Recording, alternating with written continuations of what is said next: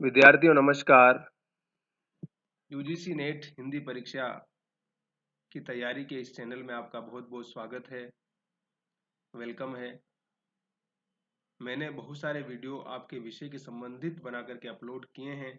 आपको जब भी समय मिलता है पूरा वीडियो सुनिए, ध्यान से सुनिए, बार बार सुनिए और रिकॉल कीजिए। देखिए, बार बार सुनने से कोई भी चीज़ हमारी मेमोरी में धीरे धीरे फिट हो जाती है। तो इसलिए किसी चीज़ को बार बार सुनना, बार बार पढ़ना, बार बार रिकॉल करना बहुत ज़रूरी है। और अभ्यास एक ऐसी चीज़ है जो हमें जिस चीज़ में हम कमज़ोर हैं, अपारंगत है, उसमें भी हमें पारंगत कर सकता है।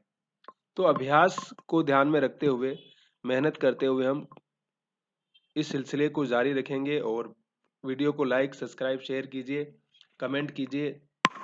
आपकी जो भी राय है, सहमति है, असहमति है, उसको दर्ज कीजिए। आज हम बात कर रहे हैं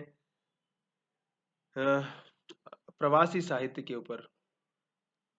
हम लोगों ने आधुनिक साहित्य की जो पूरी यूनिट पर बात की थी, उस यूनिट में अभी हम अंतिम इस पड़ाव पर आ चुके हैं और हम इस पर बात करेंगे कि किस प्रकार से प्रवासी साहित्य क्या है और प्रवासी साहित्य की अवधारणा क्या है। अब देखिए, प्रवासी साहित्य, पहली बात तो साहित्य साहित्य होता है, ठीक है। लेकिन उसके तमाम साहित्य के कंटेंट यानी विषय जब बदलने लगता है ना, तो उसके उसके बहुत सारे फिर नामकरण होते हैं। जैसे पहले हमारे साहित्य में था ना, छायावादी साहित्य, प्रगतिवादी, प्रयोगवादी, फिर नई कविता, हमने बहुत सारे नाम दिए गए बाद कि ये रेखा चित्र है, ये डायरी है, ये संस्मरण है, ये उपन्यास है, ठीक है। वो सारा साहित्य है, कविता है, आलोचना है, समीक्षा है, समालोचना है, साक्षात्कार है, ठीक है। लेकिन जिस प्रकार से व्यक्ति के नाम, मतलब व्यक्ति, सारे व्यक्ति समान है कह सकते हैं अगर, लेकिन सबके नाम अलग अलग एक नहीं है।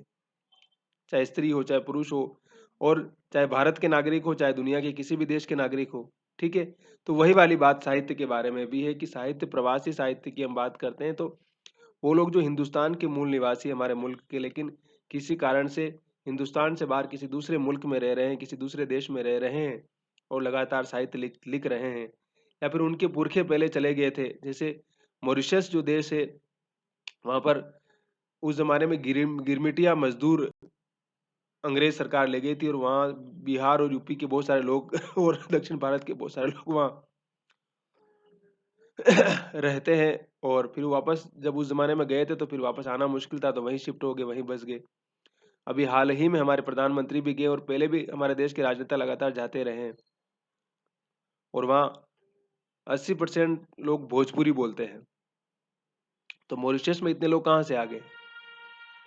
गिरमिटिया प्रथा से पहले गुलामों के व्यापार की प्रथा हुआ करती थी। उसे उस समय ब्रिटिश गवर्नमेंट ने, या कॉलोनियल जो स्टेट था, उसने बंद कर दी थी। और फिर बाद में उन्होंने वहां काम करने के लिए हिंदुस्तान से वो लोग गिरमिटिया मजदूर ले गए थे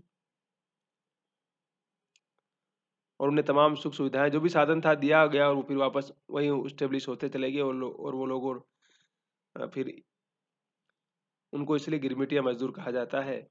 और बाद में तो फिर तमाम लोग जाते रहे पढ़ने लिखने को लेकर भी, यूके, यूएसए में, कनाडा, तमाम जगह जाते रहे, है ना। तो वहां के जो तमाम लोग साहित्य लिखते रहे, उसको हम प्रवासी साहित्य के रूप में जानते हैं, ठीक है।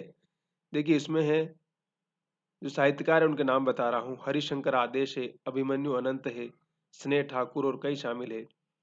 अब इनकी विषय वस्तु, जाहिर सी बात है कि जिस प्रदेश में, जिस परिवेश में रहते हैं, जाहिर सी बात है उसका रिफ्लेक्शन तो आना ही है और आएगा ही। तो उनकी लोकलिटी, जहाँ वो जिस कंट्रीज में रहते हैं, वहाँ के लोकल इन्फ्लुएंस और भारत की जो चेतना है, दोनों किस प्रकार से मिलकर के एक नई चेतना का निर्माण करते हैं, एक नए अनुभव को साहित्य में दर्ज करते हुए नजर आते हैं। तो प्रवासी साहित्य में जाहिर सी बात है स्थानीय बोलियों का प्रभाव भी आता है, शैली इसमें विविधता है उसकी, उनके सामने बहुत सारी चुनौतियां भी है। प्रवासी साहित्यकार में हरिशंकर आदेश है, वेस्ट इंडीज में हिंदी साहित्य को लोकप्रिय बनाने में उनका स्थान कहाँ है? वेस्ट इंडीज में है। अभिमन्यु अनंत, मैंने कहा ना कि ये मॉरिशस में है और इनके बहुत सारे उपन्यास, कहानियां प्रकाशित हुए हैं। स्नेह ठाकुर कनाडा में है। उसके बाद देखिए बहुत सारे लोग हैं, सुषमा बेदी, सुधा ओम ढींगरा, ये कोई फाउंडेशन भी चलाती है मैडम और बहुत सारा कंट्रीब्यूशन करती है अपने हिसाब से। गुलाब खंडेलवाल, वेद प्रकाश बटुक, विजय मेहता, अंजना अंधीर, उषा राजे सक्सेना, दिव्या माथुर, अर्चना पेन्युली, कविता वाचक नवी, गौतम सचदेव, मोहन राणा, तेजेंद्र शर्मा जो लंदन में रहते हैं, ब्रजविलास लाल, रेमंड पिल्लई, प्रोफेसर सुब्रमणि, श्री महेंद्र शर्मा विनोद, महावीर मित्र, काशीराम कुमुद, बाबू राम शर्मा, जीत नरताइन, हरदेव सहतु, आशा राजकुमार, अमर सिंह रमन। ठीक है, तो ये तमाम चीजें हैं और प्रवासी साहित्य की मोटा मोटी जो अवधारणा है वो यही है, और इसको आप समझेंगे तो बाकी तमाम चीजें भी आप समझ सकते हैं ना। तो कुल मिलाकर के इतने सारे साहित्यकार हैं, इनकी बहुत सारी रचनाएं हैं जिस पर हम विस्तार से आगे बातचीत करेंगे, लेकिन प्रवासी साहित्य का जो मोटा मोटी मतलब है वह यही है कि जो भारत छोड़ करके किसी कारण से पहले चले गए हैं या अभी चले गए, चाहे रोजगार के लिए किसी भी तरीके से बाहर निकल गए हो यहाँ से, और उनकी जो रचनाएं हैं लेकिन वो साहित्यकार के रूप में साहित्य भी लिखते रहे हैं। जैसे कहा जाता है कि आधुनिक साहित्य के बारे में वैसे भी कि हम सब विस्थापित हैं।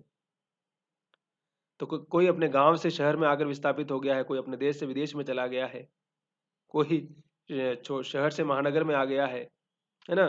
कोई पहले कृषि कार्य करता था, बेरोजगार रोजगार किसी और बिजनेस में आ गया, नौकरी में आ गया है, इन तमाम चीज़ों में आ गया है।